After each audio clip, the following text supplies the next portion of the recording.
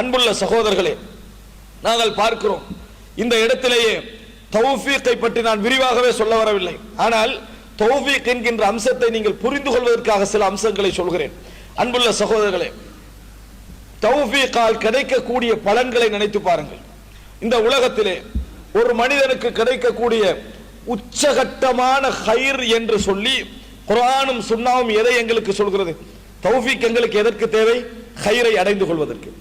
உச்சகட்டமான ஹைர் என்று சொல்லி குர்ஆனும் சுன்னாவும் எமக்கு எதை சொல்கிறது என்று சொன்னால், ஒருவன் மார்க்க ரீதியாக உணர்வு பெற்று அதன் வழியில் நடக்கக்கூடிய வாய்ப்பு ஒருவனுக்கு கிடைக்கிறது இருக்கிறது. இதைத்தான் இஸ்லாம் உச்சகட்டமான ஹைர் என்று சொல்கிறது. குர்ஆனும் சொல்லுகிறது, ஹதீஸும் சொல்லுகிறது. ஆனால் குர்ஆனிலே நீங்கள் பார்க்கலாம், 4 மராத்திபுகளை இறைவன் சொல்லி காட்டுகிறான். 4 அதாவது படித்தரங்களை இறைவன் சொல்லி காட்டுகிறான். அதில் ஒவ்வொன்றும் ஒன்றை அப்டேட் செய்கின்ற அமைப்பில் இருப்பதை நாங்கள் பார்க்கிறோம். இந்த உலகத்திலே ஒருவனுக்கு இறைவன் ஹைரின் பக்கம் உணர்வு பெற வைக்க வேண்டும் என்றால், நல்லதின் பக்கம் திருந்தி வாழ வேண்டும் என்கின்ற எண்ணம் வைக்க வேண்டும் என்றால், அவனுக்கு முதலாவது இறைவன் எதை கொடுக்க வேண்டும்? இஸ்திமா, கேட்கக்கூடிய சந்தர்ப்பத்தை இறைவன் கொடுக்க வேண்டும். கேட்கக்கூடிய சந்தர்ப்பத்தை இறைவன் கொடுக்க வேண்டும். நரகவாதிகள் சொல்லக்கூடிய வார்த்தை என்ன? லவ் குன்னா நஸ்மாவ் அவ் நஅகில் மா குன்னா ஃபி அஸ்ஹாபிஸ் ஸஈர். நாங்கள் செவிமடுக்க கூடியவர்களாக இருந்தால், நாங்கள் செவிமடுக்க கூடியவர்களாக இந்த உலகத்திலே இருந்திருந்தால், அல்லது விளங்கக்கூடியவர்களாக இருந்திருந்தால், நாங்கள் நரகவாதிகளாக ஆகி இருக்க மாட்டோம். அப்ப முதலாவது ஒன்றை புரிந்து கொள்ள வேண்டும். யாருக்கு அல்லாஹ் தஆலா செவிமடுக்க கூடிய ஆற்றலை கொடுக்கிறானோ அவருக்கு அல்லாஹ் தஆலா உணர்வு பெறுவதற்குரிய முதல் தரத்தை கொடுத்திருக்கிறான். எப்படி? செவிமடுக்க கூடிய ஆற்றல். அல்லாஹ் தஆலா குர்ஆனிலே சொல்கிறார், வலவ் அலிமல்லாஹு ஃபீஹிம் கைரன் லஅஸ்மஅஹும். அவர்களிலே ஒரு ஹைரை அல்லாஹ் தெரிந்திருந்தால், அல்லாஹ்வுக்கு அவர்களில் ஹைர் இருக்கிறது என்கின்ற அறிவு இருந்தால், அப்படின்னு அர்த்தம் என்ன? அவர்கள்ட்ட ஹைர் இல்லை என்று சொன்னால் அது இறைவனுக்கு, அதாவது ஒருவரிலே ஹைர் இருக்கின்ற விஷயம் இறைவன் அறிந்திருந்தால் என்று அல்லாஹ் தஆலா சொல்லி காட்டுகிறான். அப்ப எப்படி புரிந்து கொள்ள வேண்டும்? ஹைர் இல்லை, அல்லாஹ் தஆலா சொல்லுவார் ஹைர் இல்லை. ஹைர் இருக்கிறது என்று தெரிந்திருந்தால் லஅஸ்மஅஹும், இறைவன் செவிமடுக்க வைத்திருப்பான், அவர்களை கேட்க வைத்திருப்பான். பாருங்கள் அல்லாஹ்வுடைய வசனத்தை, வலவ் அலிமல்லாஹு ஃபீஹிம் கைரன் லஅஸ்மஅஹும். அவர்களுக்கு அல்லாஹ் தஆலா கேட்கிற சந்தர்ப்பத்தை கொடுத்திருப்பான். திருந்தாத மக்களை பார்த்து அல்லாஹ் தஆலா சொல்லுகிறான், முதலாவது எதை கொடுத்திருப்பான்? கேட்கக்கூடிய சந்தர்ப்பம், இஸ்திமா. இதை அல்லாஹ் தஆலா தந்திருப்பான். அல்லாஹ் தஆலா சொல்லி காட்டுது இஸ்திமா. எனவே கேட்கக்கூடிய இந்த அம்சம் இருக்கிறது. அல்லதீன யஸ்தமிஊனல், அதாவது கௌல ஃபயத்தபிஊன அஹ்ஸன, நல்ல வார்த்தைகள், அதாவது வார்த்தைகளை கேட்டு நல்லதை பின்பற்றக்கூடியவர்கள் அல்லாஹ் தஆலா சொல்லி காட்டுகிறான். எனவே அன்புள்ள சகோதரர்களே, முதலாவது புரிந்து கொள்ள வேண்டிய அம்சம் இஸ்திமா. நமக்கு கேட்கக்கூடிய சந்தர்ப்பங்கள் கிடைக்கிறதா? நம்மளுக்கு படிக்கக்கூடிய மார்க்க விஷயத்துக்கு தவிதாழ்த்தக்கூடிய சந்தர்ப்பங்கள் கிடைக்கிறதா? ஹைரின் பக்கம் முதல் தரம் நம்மளுக்கு கிடைக்கிறது என்பது அர்த்தம். இரண்டாவது என்ன தெரியுமா?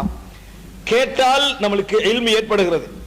ஆனால் அந்த கேட்டலுக்கு பின்னால் ஒரு ஃபஹம், விளக்கம் இருக்கிறது, ஃபிக்ஹ், அதை பற்றி அறிவு இருக்கிறது. அது என்ன சொல்லுகிறது என்கின்ற அந்த இல்மு ஏற்படுவது இருக்கிறது, அது ஒரேடியாக ஏற்படாது. எத்தனையோ விஷயங்களை நாங்கள் படித்திருப்போம், எத்தனையோ விஷயங்களை கேட்டிருப்போம், விளக்கம் கிடைத்திருக்காது. இதான் அதுக்கு அர்த்தம் என்று தெரிந்திருக்காது. ஒரு குறிப்பிட்ட நாளுக்கு பின்னால், ஓ இதற்கு இதுதான் விளக்கமா என்கின்ற இரண்டாவது தரத்துக்கு மனிதன் வருவான். அன்புள்ள சகோதரர்களே, மூன்றாவது தரம், ஒரு மனிதன் ஒரு விஷயத்தை விளங்கிவிட்டான் என்று சொன்னால், இதுதான் மிக முக்கியமானது. இந்த கேட்டலுக்கும் ஒரு விஷயத்தை ஒருவன் விளங்கி விடுதலுக்கும் அந்த விளங்கிய செய்தி அவனுக்குள்ளே இருக்கும். ஆனால் அது இயங்காது. அது என்ன செய்யாது? அவனை இயங்க வைக்காது. என்றைக்கு இவன் உணர்வு பெறுகிறானோ, என்றைக்கு இவன் உணர்வு பெறுகிறானோ, அன்றைக்குத்தான் அந்த செய்தியே அவனில் வேலை செய்ய ஆரம்பிக்கும். எப்படி? உணர்வு பெறுதல். அன்புள்ள சகோதரர்களே, இது மிக முக்கியமான ஒரு இடம். இதற்கு இறைவனது தௌஃபீக் தேவை. எப்படி? இதற்கு இறைவனது தௌஃபீக் தேவை. இல்ம் ஒருவன் கேட்டிருப்பான், இல்மு ஏற்பட்டிருக்கும், அதனுடைய அர்த்தம், விளக்கம், ஃபிக்ஹ் அவனுக்கு ஏற்பட்டிருக்கும். ஆனால் அவன் திருந்தி உணர்வு பெறுவதற்கிறது, அதற்கு குர்ஆன் சொல்லக்கூடிய வார்த்தை ததக்கர. குர்ஆன் சொல்லக்கூடிய வார்த்தை ததக்கர. அதனால தான் குர்ஆன் தஸ்கிரான்னு குர்ஆனை என்ன சொல்கிறது? சொல்கிற உணர்வு பெறுவதற்காக ஏற்படுத்தப்பட்ட ஒன்று.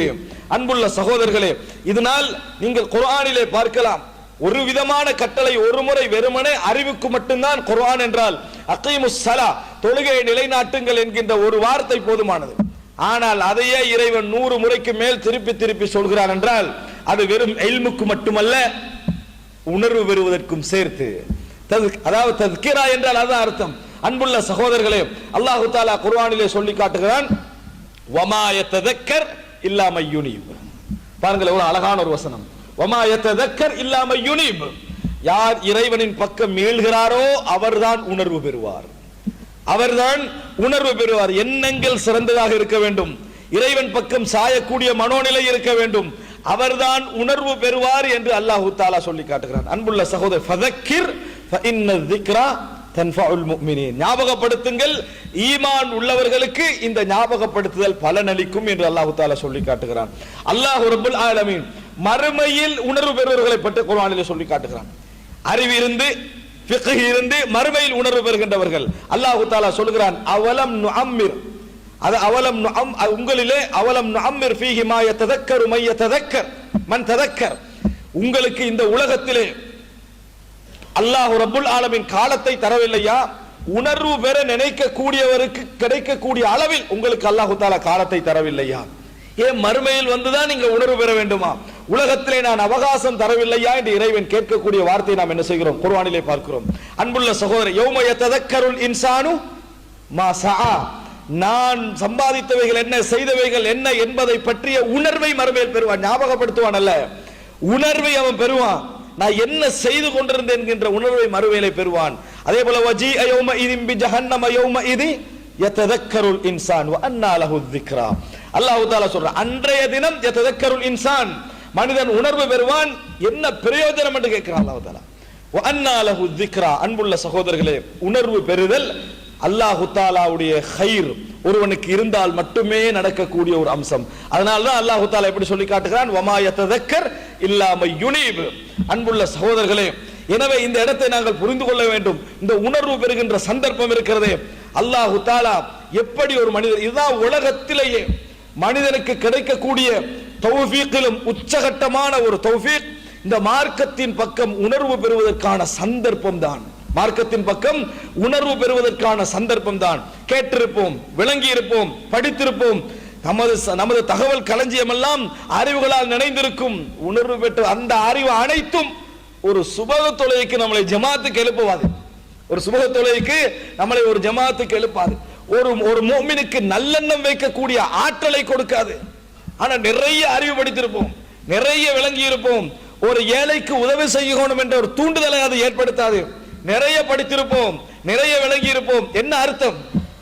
பிரயோஜனம் இல்லை. ஒரு அகராதியை போன்ற மனிதனாக வாழ்ந்து விட்டு போகலாம். உணர்வு இல்லை, ஹை இல்லை, ஹயாத் இல்லை, அதிலே உணர்வு இல்லை என்ற அர்த்தம். அன்புள்ள சகோதரர்களே, இந்த ததக்குர் இருக்கிறதே, நம்ம படித்த விளங்கிய விஷயங்கள் எல்லாம் உணர்வு பெற்று செயல்படுத்தக்கூடிய அந்த 4வது இடத்திற்கு வருகின்ற இடம் இருக்கிறது, இறைவனது தௌஃபீக்கால் மட்டும்தான் நடக்கும் என்பதை புரிந்து கொள்ள வேண்டும். அன்புள்ள சகோதரர்களே, அன்புள்ள சகோதரர்களே, இந்த ஆற்றல், இந்த தௌஃபீக் இறைவன் எங்களுக்கு வழங்க வேண்டும் என்றால் எமது எண்ணங்களை சீர்திருத்தல், நாம் நமது பாவங்களை பற்றி அச்சத்தோடு வாழுதல், இது போன்ற இந்த எண்ணங்கள், இந்த 2 நிலைகளையும் அடிக்கடி அவதானித்துக் கொண்டே இருத்தல். வாழ்க்கையில செய்ய வேண்டிய மற்ற விஷயங்கள்லாம் செய்ய வேண்டும் மார்க்க ரீதியாக. ஆனால் இந்த 2இல் மிகப்பெரிய அவதானத்தை கொடுப்பதுதான் இறைவனின் பக்கம் நாம் நெருங்குவதற்கான வாய்ப்பு ஏற்படும். அல்லாஹ் ரப்புல் ஆலமீன் அப்படிப்பட்ட வாய்ப்புள்ள மக்களாக எம் அனைவரையும் ஆக்கியருள் புரிவார்.